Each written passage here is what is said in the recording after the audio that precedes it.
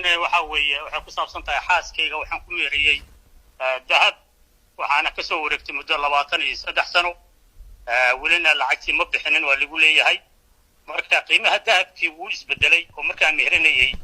wuxuu marayay ilaa $18 hala garaankii haddana lacag badan buu maray 60 iyo wax la jiro marka qiimaha aan bixinay dahabka lagu leeyahay ayaa rabay inuu sheekhi kala haday insha Allah meeqa garam waay marka hore meeqa garam marka totalka ku leeyahay sheekh والله وبدنت وإلى 500 جرام. واو. دحمان isagoo 500 جرام markii hore qorta surtay oo laakiin xilligaasi $2 ahayd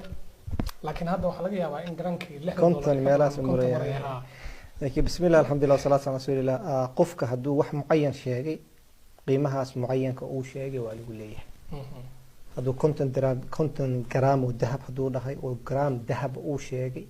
garaamkaas dahab lagu leeyahay ama maalintii ha bixiyo ama 30 sano kadib ha bixiyo garaamkii dahabka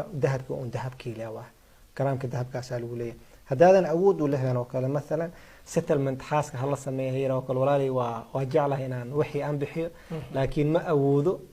waxa sameeysaa wax iga cafiyeeyo oo kale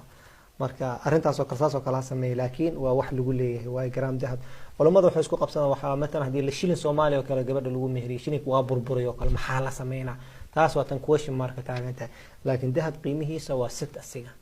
waa sit markasto dahabka qiimada hadii markaas la siila konton dahab la siila sameey hadii haysalad maanta qiimahaas uu goyn lahaa marka intii garaam ku meherisay ayay kugu leedahay walaasheena kugu leedahay hadaadan awoodin waxa tiraha intaana awooday si payment u bixi ama ka tanaazul ama wax uu ku heshiiyay ama ilmaha dhax bixi laakiin intaas waa meherkeeda waa xaq ay Ilaahay si ay kugu leedahay wallahu a'lam waa Cabdiraxmaan